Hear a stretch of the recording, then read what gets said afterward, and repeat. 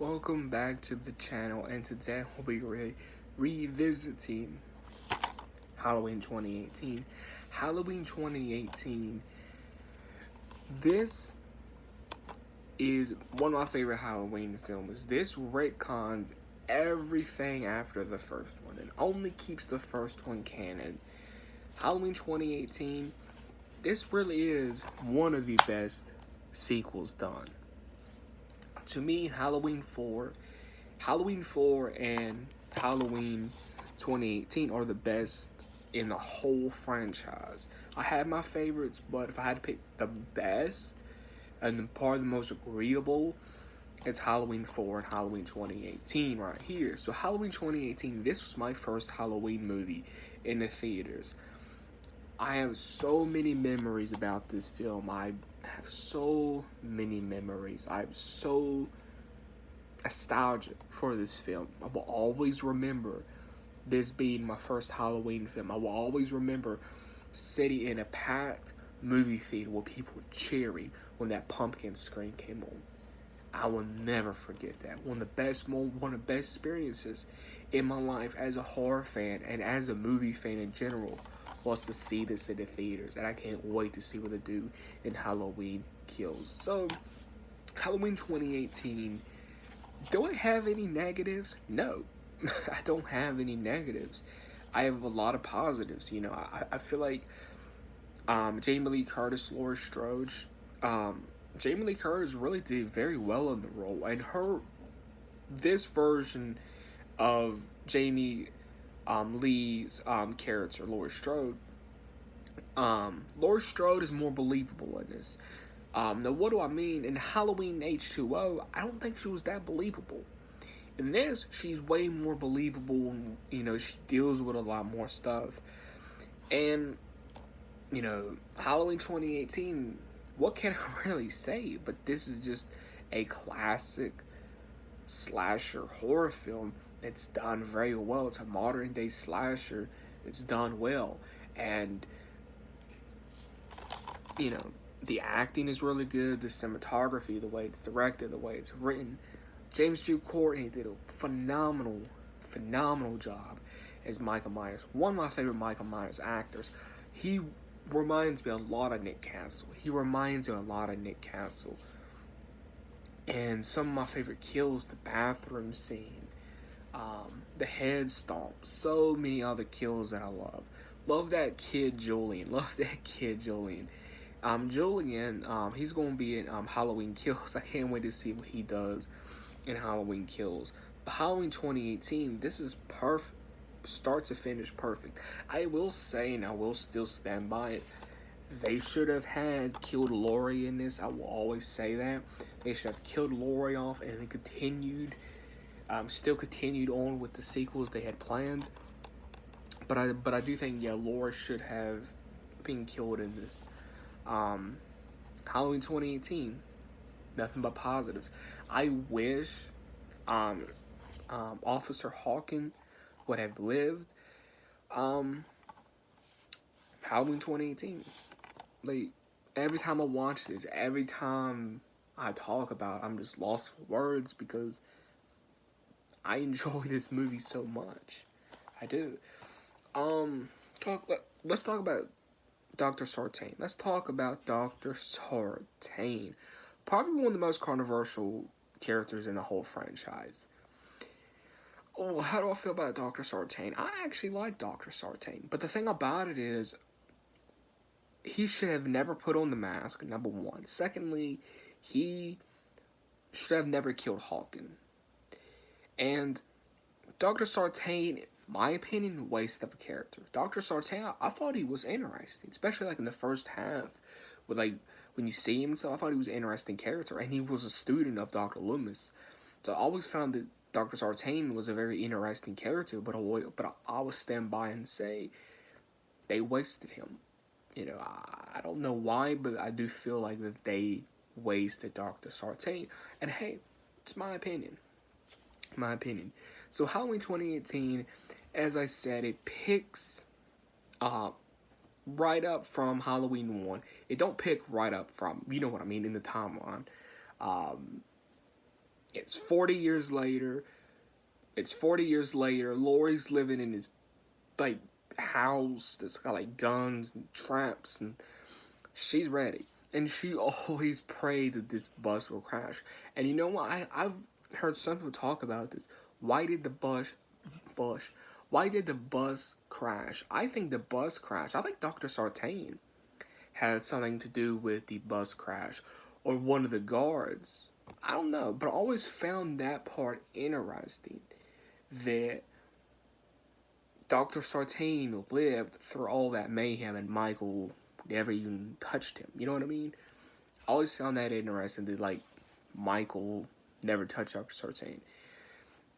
And two, I love how brutal Michael is in this. They really don't hold back in this. They really don't hold back, and they do something that I love when they do in a Halloween movie. Michael just randomly kills. Like, he goes to this one house, he goes to this other house, then he goes to the other house. You know what I mean? Just fun stuff. And Halloween 2018, this really wasn't made for the fans. You know, this was really made for the fans that wanted a good Halloween film. You know, a really solid, well-made, realistic, grounded, gritty, dark Halloween film. And we got that. People do nitpick about this, and I don't know why. You know, now, is there comedy in here? Yes, but I don't mind the comedy. The comedy actually smooths and butters out the film. It actually butters out the film, and it actually makes it stand out from all the other Halloween films. I feel like it even makes it stand out from the original. You know, the best way I could put it, if it makes any sense, the comedy that's in here is just like a little sliver, a little wet of the beak. It's just buttering the film out, you know, to have a good balance, and I think that works. I did like Alice's friends. I thought they was pretty funny, pretty interesting. Alice, like, I really want to know how this affected Alice in the next sequel, because you could tell like it hit her hard, like it really did. So I can't wait to see how that plays out in next year's Halloween film. Now, the score. Oh, the score. This score is amazing. This score is amazing. The best scores in the whole entire franchise is the first one, of course, Halloween 6 and Halloween 2018. They're the best scores. I guess you could say maybe Rob Zombie's Halloween 1 score, but it was just a sample of the original. There really wasn't nothing new. This is something new. John Carpenter came back to do the score, I believe with his son, and they delivered on an awesome, iconic score that will always be remembered and talked about. This film will always be talked about, and this film brought back slashers. You know, not a lot of people have talked about this, but I always have found this interesting. Back in the 90s, who brought slashers back? That was Scream, the first Scream. Who brought slashers back in the I guess you could say we're like still in 2000s. Not in the 2000s. I guess you could say we're still like in the 2010s. I guess you could say. I don't know. Who brought the slashers back in 2000 like in the 2010 era of, you know what I mean, like 2010 on from 2018. If you get what I'm saying, you get what I'm saying. Who brought the slashers back in that era? That was Halloween 2018.